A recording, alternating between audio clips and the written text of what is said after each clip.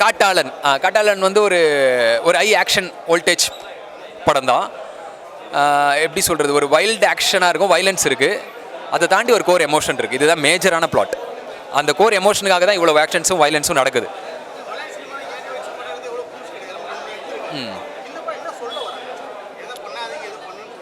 அதுதான் நம்மளோட கண்டென்ட்டு. அந்த கண்டென்ட் இப்போ சொல்ல முடியாது. அது நீங்கள் உள்ளே வந்தீங்கன்னா டெஃபினட்டாக உங்களுக்கு அதுக்கான விளக்கம் அழகாக டைரக்டர் கொடுத்துருக்காரு. என்ன பண்ணணும், என்ன பண்ணக்கூடாது, எதனால் இவ்வளோ விஷயம் நடக்குது, காட்டுக்குள்ளே ஏன் இவ்வளோ பிரச்சனைகள் வருது, ஏன் இவ்வளோ காட்டு கொள்ளைகள், இதெல்லாம் ஏன் நடந்துட்டு இருக்கு அப்படின்றதெல்லாம் ரொம்ப கிளாரிட்டியாக டைரக்டர் கொடுத்துருப்பாரு. நீங்கள் பாருங்கள், வந்து பாருங்கள். சார் வந்து பால் ஆண்டனி வர்கீஸ் பெப்பே சார் வந்து அவரோட ஆக்ஷன்ஸ் பற்றி நம்ம சொல்லவே வேண்டாம். அவரோட ப்ரீவியஸாக இருக்கிற எல்லா படங்களும் அவரோட ஆக்ஷன்ஸ் நம்ம பார்த்துருக்கோம். ஈவன் ஆர்டிஎக்ஸ் அவர் முன்னாடி படம், அதுலேயும் நான் ஒரு முக்கியமான ரோலில் நடிச்சிருந்தேன். ஆர்டிஎக்ஸ்க்கு அப்புறம் பெப்பே சார் நடிக்கிற ஒரு ஆக்ஷன் படம்னா ஜாபீதுக்கு அப்புறம் காட்டாளன். அதில் நானும் திருப்பியும் அவரோட ஒரு பாட்டாக இருக்கும்போது எனக்கு ரொம்ப ஹாப்பியாக ப்ரௌடாக இருக்குது.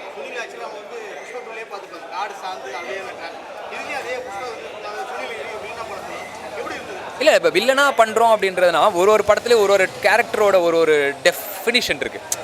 அந்த கேரக்டருக்கு அதுக்கேற்ற மாதிரியான ஒரு பாடி லாங்குவேஜோ அதுக்கேற்ற மாதிரி ஒரு ஸ்டைலில் பண்ணியிருப்பார். இந்த படத்துக்கும் வில்லனாக இருந்தால் கூட இந்த வில்லனுக்கு எந்த லெவல் ஆஃப் போக முடியுமோ அது வரைக்கும் அவர் பண்ணியிருப்பார். ஆமாம் சார், பிஜிஎம் ரொம்ப செம்மையாக இருந்துச்சு சார். எனக்கு ரொம்ப பிடிச்சிருந்துச்சு. ஆடியன்ஸ் ரொம்ப என்ஜாய் பண்ணாங்க. ரவி பசு சார் பில்லராக தான் சொல்லணும், காட்டாளனுக்காக அவ்வளோ உழைச்சி கொடுத்துருக்காரு.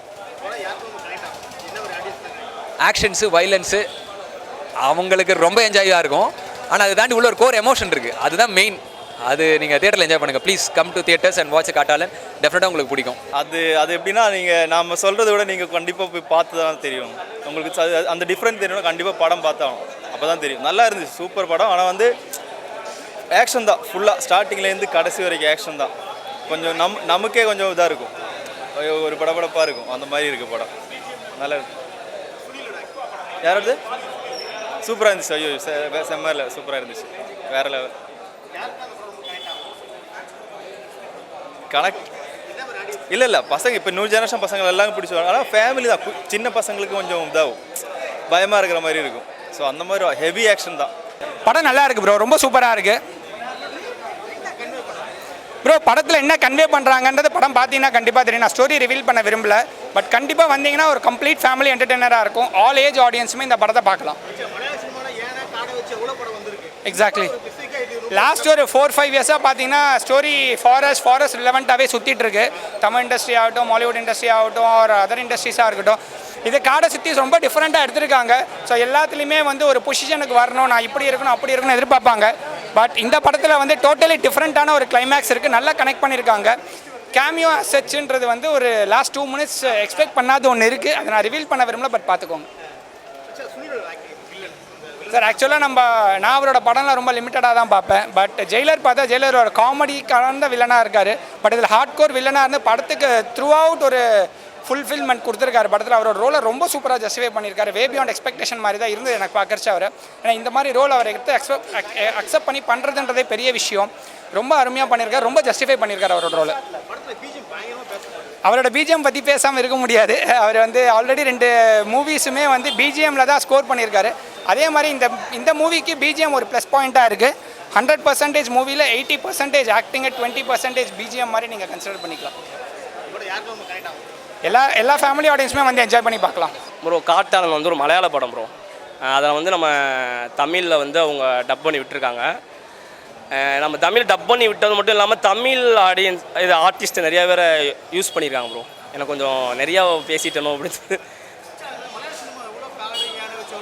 ஆமாம் ப்ரோ, இந்த படம் நீங்கள் எப்போவுமே ஒரு மலையாள படம் நினைப்பீங்களா ப்ரோ? இப்படி இருக்கும், ஒரு ஒன்லைனை வச்சு அப்படியே அழகாக ஒரு சின்ன லைனை வச்சு கொண்டு போவாங்க. என்னடா இது எண்டில் போய் இப்படி தான் முடியுதுன்னு ஒன்று எதிர்பார்ப்போம். அது இதில் இல்லை ப்ரோ. இவங்க எப்படின்னா கொஞ்சம் நம்ம அங்கிட்டு போனோம்னா நீங்கள் பிளாஸ்ட்டாக எதிர்பார்த்துருப்பீங்களா, புஷ்பா, கேஜிஎஃப், அப்புறம் நிறையா படங்கள் நீங்கள் எதிர்பார்த்துருப்பீங்க. ஸோ அந்த படத்தில் அதே மாதிரி கொண்டு வந்திருக்காங்க. ஆனால் இதில் கொஞ்சம் உள்ள சென்டிமெண்ட்லாம் இருக்குது, சென்டிமெண்ட் இருக்குது. நிறைய இடத்துல பிஜிஎம் நல்லா ஒர்க் அவுட் பண்ணியிருக்காப்புல. ஃபஸ்ட் ஹாப்லேருந்து எண்டு வர உள்ளே பூந்து விளாண்டுருக்காப்புல. முக்கியமாக ஸ்டெண்டு ரொம்ப ரிஸ்க் எடுத்திருக்காங்க.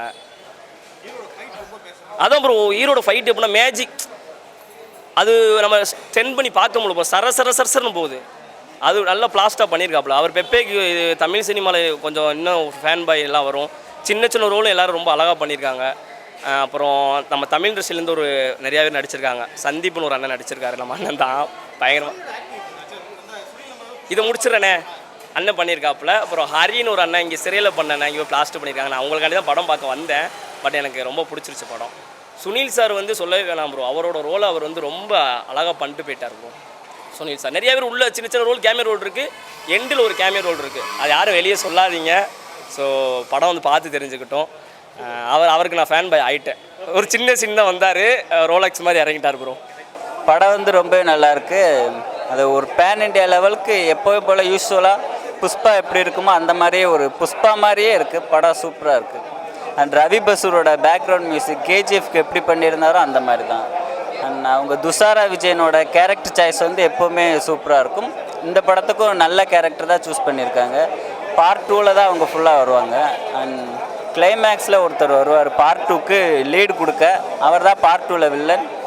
தமிழ்நாடு கோலிவுட்டில் உள்ள ஒருத்தர் தான், எல்லாருக்குமே பிடிச்ச ஒருத்தர் தான் வருவார். அதுதான் கிளைமேக்ஸில் ஒரு ட்விஸ்டான வில்லன் ஒருத்தர். நல்லா இருந்ததுண்ணா படம், நல்லா இருந்தது. எல்லாமே ஸ்டோரிலாம் இன்ட்ரெஸ்டாக இருந்தது. நான் பார்த்துட்டு நல்லா இருந்ததுண்ணா, பிடிச்சிருந்தது எனக்கு. சூப்பராக பண்ணியிருந்தாருண்ணா.